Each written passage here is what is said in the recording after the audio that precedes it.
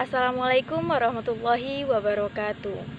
Perkenalkan, nama saya Vivi Kasiatun, NIM 19329014 dari kelompok 2. Baiklah, saya akan memaparkan penjelasan tentang strategi pembelajaran berorientasi aktivitas siswa.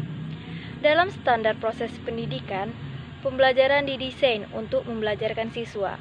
Artinya, sistem pembelajaran menempatkan siswa sebagai subjek belajar.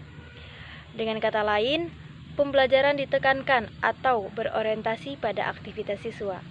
Dalam hal ini, ada beberapa asumsi perlunya pembelajaran berorientasi pada aktivitas siswa. Yang pertama, asumsi filosofis tentang pendidikan. Pendidikan merupakan usaha untuk sadar mengembangkan manusia menuju kedewasaan, baik kedewasaan intelektual, sosial, maupun kedewasaan moral. Oleh karena itu, proses pendidikan bukan hanya mengembangkan intelektual saja, tetapi mencakup seluruh potensi yang dimiliki anak didik tersebut. Yang kedua, asumsi tentang siswa sebagai subjek pendidikan, yaitu yang pertama, siswa bukanlah manusia yang berukuran mini.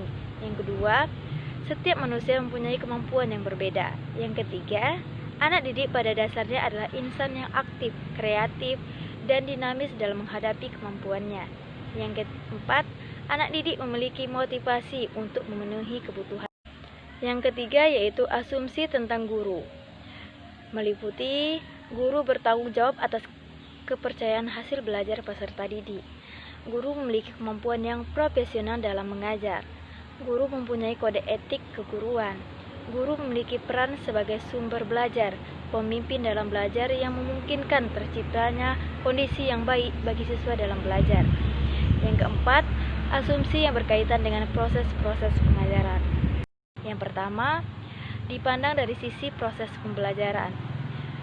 Pembelajaran berorientasi aktivitas siswa menekankan pada keseimbangan kreativitas siswa secara optimal. Artinya, mengkehendaki keseimbangan antara aktivitas fisik, mental, termasuk emosional, dan aktivitas intelektual. Oleh karena itu, kadar pembelajaran berorientasi aktivitas siswa tidak hanya bisa dilihat dari aktivitas fisik saja, akan tetapi juga aktivitas mental dan intelektual. Yang kedua, dipandang dari sisi hasil belajar. Pembelajaran berorientasi aktivitas siswa mengkehendaki hasil belajar yang seimbang dan terpadu antara kemampuan intelektual, sikap, dan keterampilan. Artinya, dalam pembelajaran berorientasi aktivitas siswa, pembentukan siswa secara utuh merupakan tujuan utama dalam proses pembelajaran.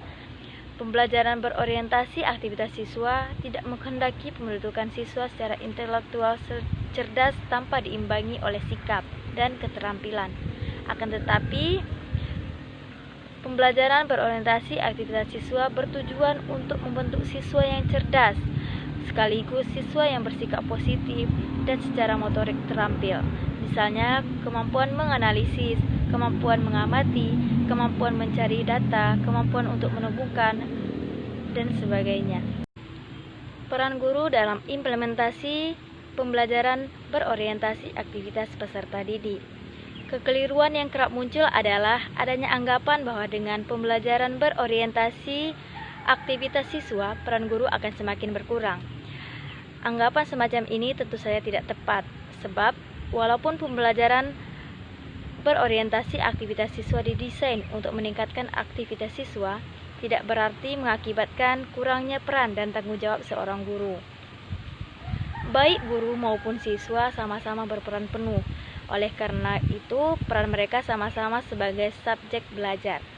Adapun yang membedakannya adalah hanya terletak pada tugas apa yang dilakukannya. Dalam implementasi pembelajaran berorientasi aktivitas siswa, guru tidak berperan sebagai satu-satunya sumber belajar yang bertugas menuangkan materi pembelajaran kepada siswa. Akan tetapi, yang lebih penting adalah bagaimana memfasilitasi agar siswa belajar. Oleh karena itu, penerapan pembelajaran berorientasi aktivitas siswa menuntut guru untuk kreatif dan inovatif sehingga mampu menyesuaikan kegiatan mengajar dengan gaya dan karakteristik belajar siswa. Untuk itu, ada beberapa kegiatan yang dapat dilakukan guru. Yang pertama, mengemukakan berbagai alternatif tujuan pembelajaran yang harus dicapai sebelum kegiatan pembelajaran dimulai. Artinya, tujuan pembelajaran tidak semata-mata ditentukan oleh guru, akan tetapi diharapkan siswa pun terlibat dalam menentukan dan merumuskannya. Yang kedua, menyusun tugas-tugas belajar bersama siswa. Artinya, tugas-tugas apa yang sebaiknya dikerjakan oleh siswa untuk mencapai tujuan pembelajaran tidak hanya ditentukan guru, akan tetapi melibatkan siswa. Yang ketiga, memberikan informasi tentang kegiatan pembelajaran yang akan dilakukan. Dengan pemberitahuan rencana pembelajaran, maka siswa akan semakin paham apa yang akan dia lakukan. Hal ini dapat mendorong siswa lebih aktif dan kreatif. Yang keempat, memberikan bantuan dan pelayanan kepada siswa yang memerlukannya. Guru perlu menyadari bahwa siswa memiliki kemampuan yang sangat beragam. Oleh karena itu, guru perlu melakukan kontrol terhadap siswa untuk melayani setiap siswa, terutama yang dianggap lambat. Yang kelima, memberi motivasi, dorongan untuk siswa untuk belajar, membimbing, dan lain sebagainya melalui pengajuan pertanyaan-pertanyaan. Dalam pembelajaran berorientasi aktivitas siswa, pertanyaan tidak semata-mata untuk menguji kemampuan siswa, akan tetapi lebih dari itu. Melalui pertanyaan, guru dapat mendorong agar siswa termotivasi untuk belajar, atau melalui pertanyaan, guru dapat membimbing siswa berpikir kritis dan kreatif. Yang keenam, membantu siswa dalam menarik kesimpulan.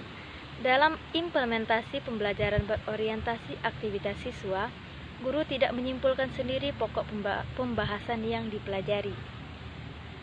Selain peran-peran yang dijelaskan sebelumnya, masih banyak tugas lain yang menjadi tanggung jawab seorang guru. Misalnya, manakala siswa memerlukan suatu informasi tertentu, maka guru memiliki kewajiban untuk menunjukkan di mana informasi itu dapat diperoleh oleh siswa. Dengan demikian, guru tidak menempatkan diri sebagai sumber informasi, tetapi berperan sebagai petunjuk dan fasilitator dalam memanfaatkan sumber belajar. Sekian penjelasan dari saya. Mohon maaf atas segala kekurangan. Saya tutup dengan wassalamualaikum warahmatullahi wabarakatuh.